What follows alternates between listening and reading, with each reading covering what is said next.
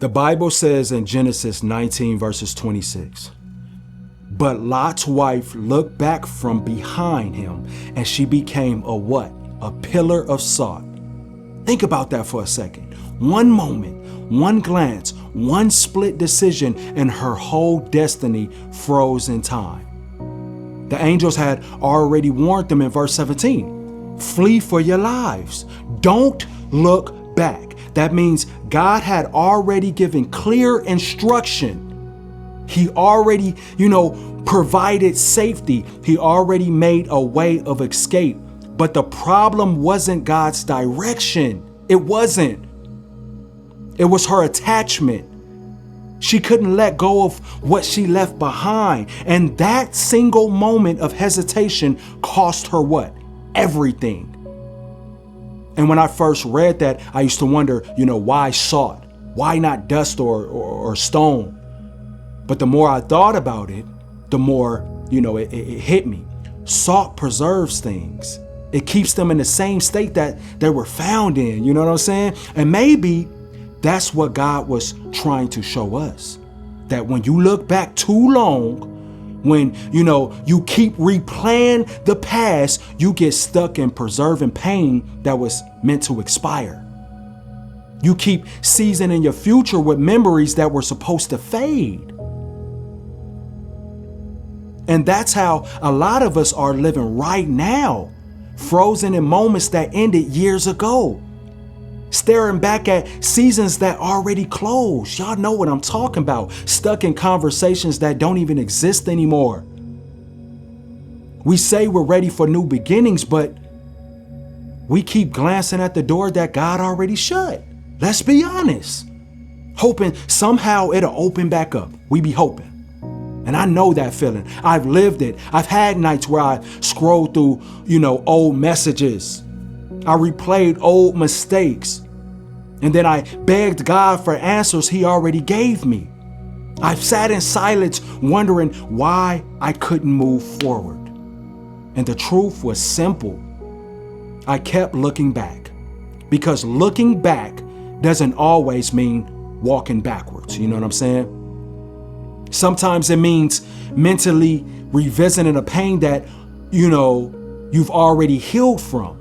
Emotionally reopening wounds that God already closed. Sometimes, you're still connected to something that doesn't even exist anymore. And the danger of looking back is that it tricks you into thinking that the past was safer than an unknown future. But just because it feels familiar doesn't mean that it's safe. I promise you that.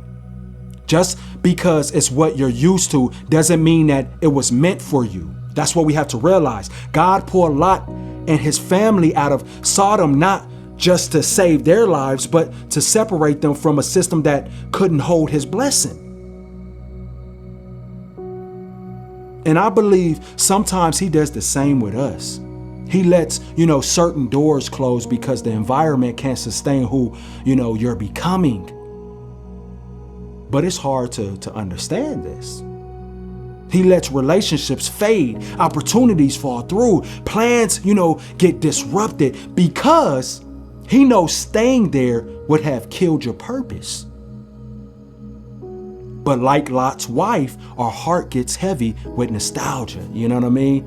We start romanticizing dysfunction. We start remembering the good parts of something God already called dead. Y'all know what I'm talking about. And the moment you start glamorizing what broke you, you start drifting from the very healing God tried to give you. That's the moment that it'll happen.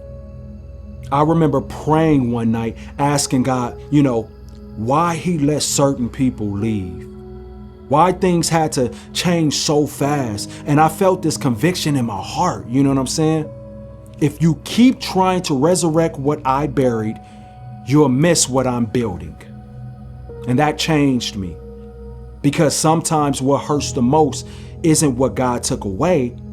It's what He had to reveal in the process of actually taking it. Sometimes God has to show you that your peace is worth more than your past. Sometimes He'll wreck your plans just so He can save your soul. And I know some of you watching this right now, you're standing in the same place Lot's wife was. Right now.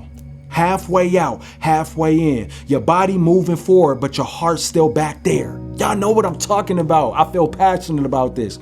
You're trying to heal, but still checking if they noticed.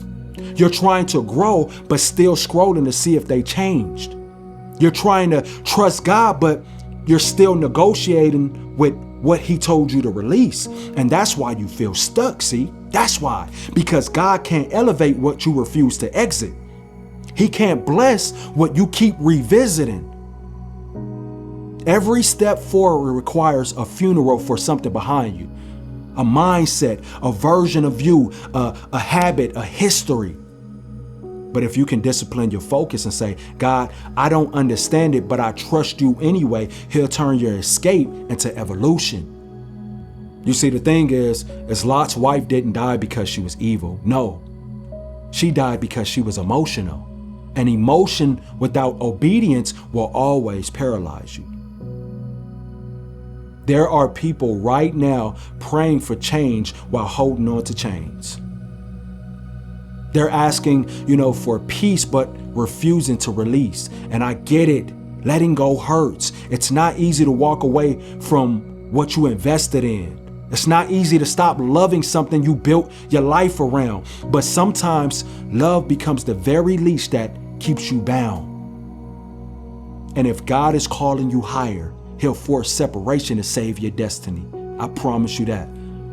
That's why the Bible says in Isaiah 43 verses 18 through 19, forget the former things, do not dwell on the past. See, I am doing a new thing. God's saying, stop replaying what I've already redeemed you from. Stop living in the echo of a closed chapter.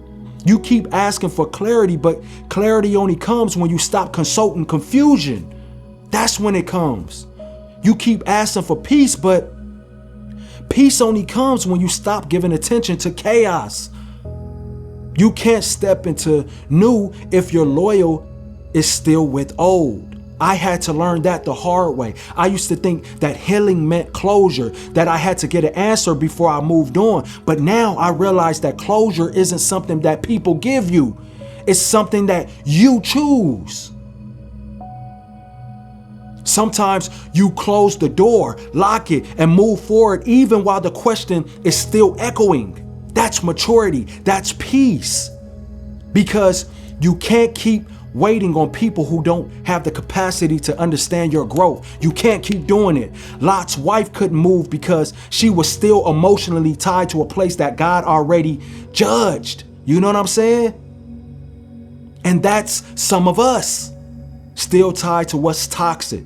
Still longing for what's over. Still chasing people who aren't assigned to our next season.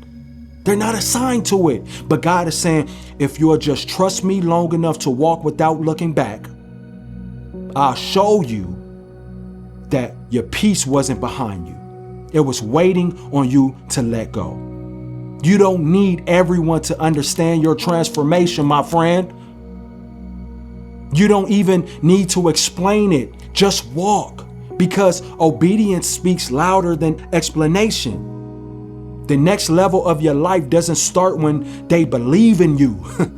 It starts when you stop doubting God. And I don't know who this is for, but maybe you've been staring at, the ashes of what used to be. You know what I'm saying? Wondering if God can rebuild from that mess. He can, but he can't rebuild if you keep standing in the ruins crying over the bricks. I'll tell you that right now. Pick your head up, dog. Wipe your tears. Walk out. Let the memories stay where they belong, in the past. You don't have to become a pillar of salt in your own story. You don't have to, preserve pain that God died to free you from. Learn to let go before you lose yourself, because sometimes what God destroys, he destroys out of love. If he hadn't shut that door, you still be kneeling at the wrong altar, dog.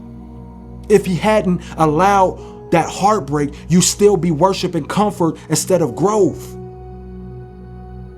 You think that he's punishing you, but he's preparing you for peace, real peace. There's a difference between breaking and being built.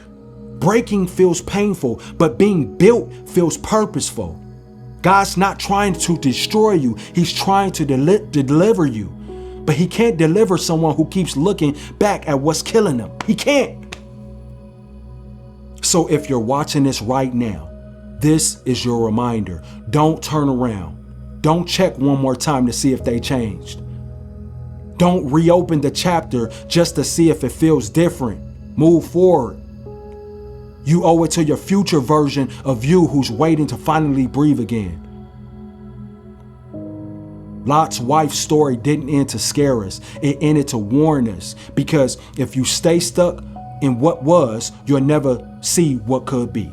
God's trying to write a new chapter right now, but he can't write while you're still editing the last one. So let him.